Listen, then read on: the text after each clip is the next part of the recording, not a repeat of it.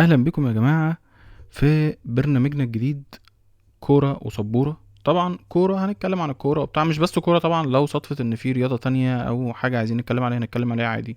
بس طبعا شغل يعني الاساسي هيبقى في الكوره والسبوره، لان هيبقى في فقره سبوره. يعني احنا هنتكلم شويه في الكوره وهنتكلم شويه على سبوره، كلام كده ايه اللي هو يعني هنشوف بس منظر الفرقه مثلا كانت عامله ازاي او حاجه.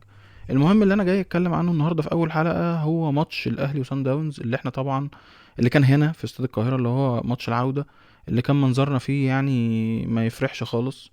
عندك لعيبه مستواها عالي مقعدها دكه، وعندك لعيبه المفروض ما تشمش الملعب بتنزل اساسي، وبتنزل كمان اكتر من 80 أو 70 75 دقيقه، على ما حضرتك بقى يا كولر بقى تعمل التدريبات التغييرات بتاعتك. وكولر هو مش كولر طبعا، هو اسمه مارسيل كولر، بس انا مسميه كولر لان هو كولر فعلا، هو تلاجة. هو واقف على الخط ما تفهمش فيه ايه. وبعدين الموضوع الغريب قوي ان انا كل ما بيجي عليه الكاميرا هو واقف عامل كده،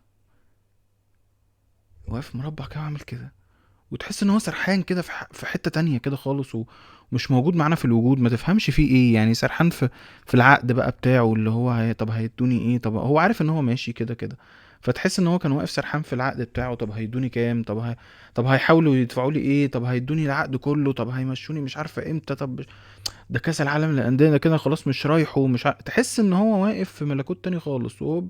وفجأة بيفوق على ايه ده الدقيقة 80 ولا الدقيقة 75، انا ما عملتش التغييرات، انا لازم اغير. ده غريب جدا. يعني انت عندك بن شرقي وعندك قفشه وعندك مش عارفه ايه ينزلوا يمسكوك كوره، لا انت مصر ان انت رامي يعني 9 لعيبه تحت واتنين لعيبه بس فوق. وحتى لما بتحاول، او اللعيبه لما بيكون عندها الحميه وعايزه تهاجم، انت حتى طريقتك مش مساعده.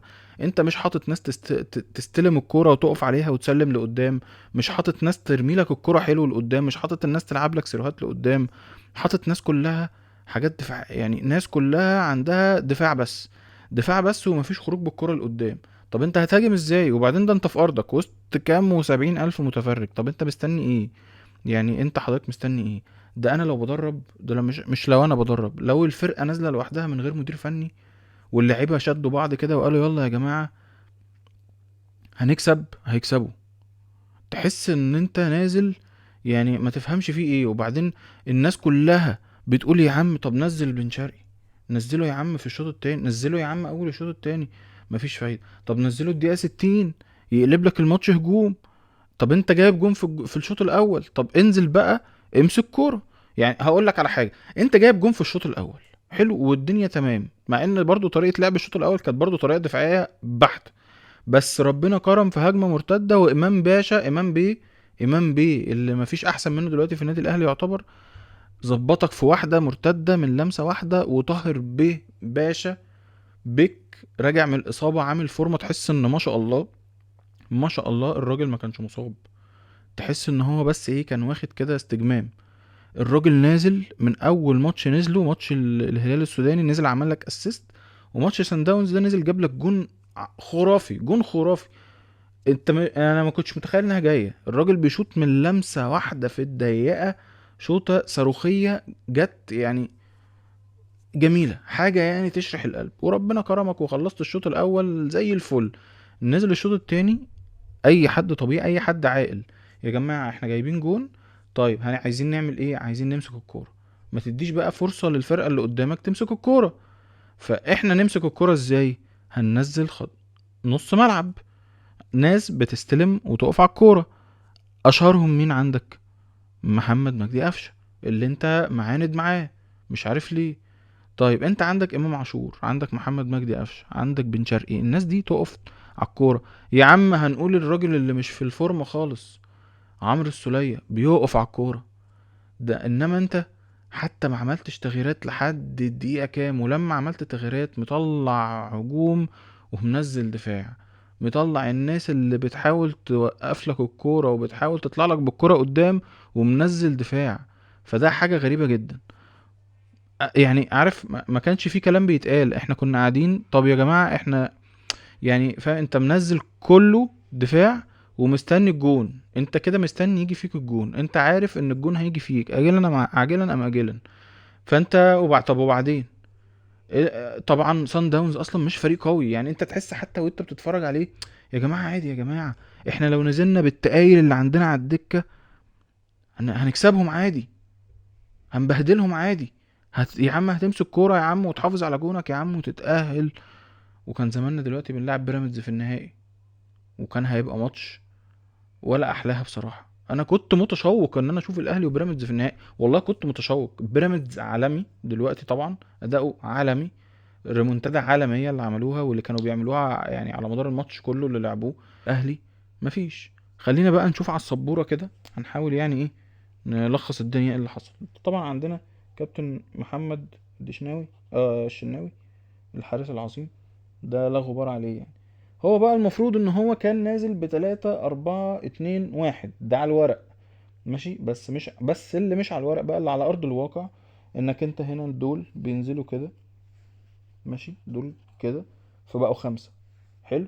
طب ماشي يا عم، 5، العب يا عم 5 دفاع مفيش مشكلة، انما هتحط لي بقى خط النص، حط لي ناس بتطلع بالكورة، يعني بتعرف تدافع وتطلع بالكورة زي محمد مجدي قفشة.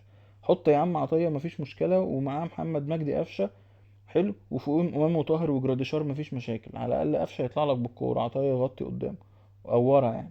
انما انت حاطط احمد رضا.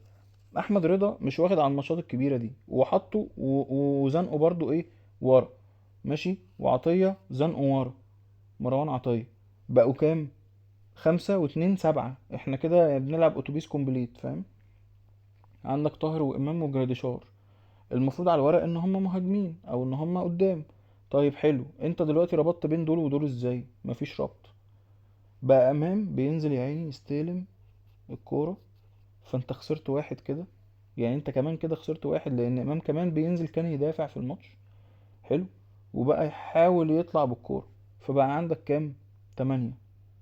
وطاهر هو يعني يعتبر ما كانش بيدافع قوي، فبقى عندك 8. جراديشار برضو بينزل السما، فانت عمال، يعني انت عامل لي تشكيلة، انت عامل لي تشكيلة عمالة الناس عمالة بتنزل عشان تعرف تاخد الكرة وتنقلها من ورا لقدام. طب وبعدين يا باشا، ما انت حتى لما انت كنت عايز تسيطر على الماتش انت مش عارف تسيطر على الماتش، انت الناس اللي حاططها كلها دفاعي، عملت لي زحمه هنا. فالاهلي بقى تحس ان في 9 بني ادمين ورا واتنين بس قدام، ولا واحد قدام، 8 ورا واتنين قدام، ومفصولين، وبقى المساحات بقى بعيدة عن بعضهم، مش لاقيين بعض، فهيعملوا ايه؟ سيبتنا ورا. طيب انت لما سبت ورا انت متوقع ايه؟ يعني انت دلوقتي متوقع ايه لما انت سبت ورا؟ متوقع ان هيجي فيك جون اي وقت، لان الفرقه اللي قدامك ما صدقت انك تثبت ورا. عملت عارف زي لعبه ريد اليرت، لما كنا بنلعب ريد اليرت زمان، انزل بالجيش، انزل بالجيش، انزل انزل انزل انزل، اقعد كوم الناس قدام بعضها، كوم الناس قدام بعضها، ومستني بقى الدبابات بقى من كل حته ايه، مستني الدبابات بقى من كل حته تيجي تهاجمك.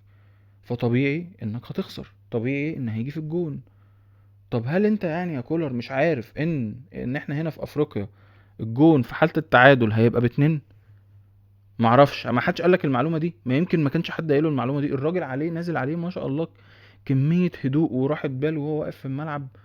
انا مش فاهم ولا كأن انه كان متخيل مثلا ان لو سان داونز جابت جون هيبقى جون التعادل عادي، وهنلعب اكسترا تايم، وهنلعب بالامتياز زي ما بيعملوا يعني في بقية البطولات القارية.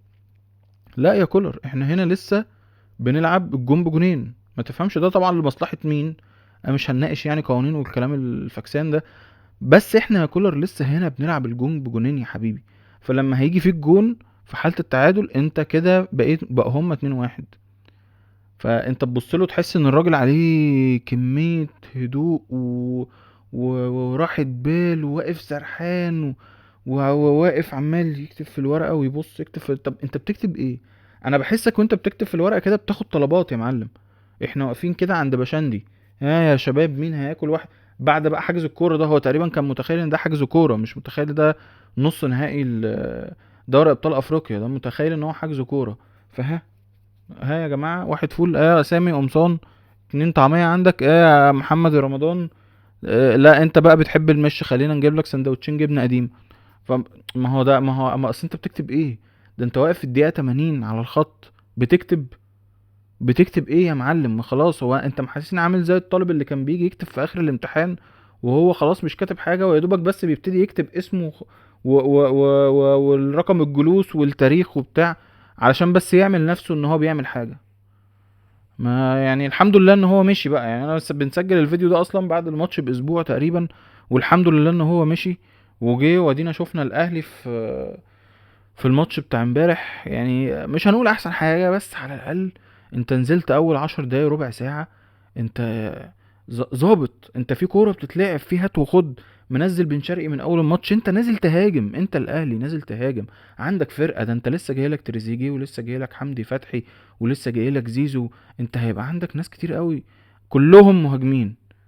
انا مش فاهم، لو كولر بقى كان لسه مستمر كان قعد الناس دي كلها على الدكة برضه، ونزل لي برضو بقى اشرف داري ورامي ربيعه وياسر ابراهيم والعش ومحمد هاني برضو دفاع، واركنوا انتوا يا جماعه بس كده، احنا ايه يعني هننزل نداء؟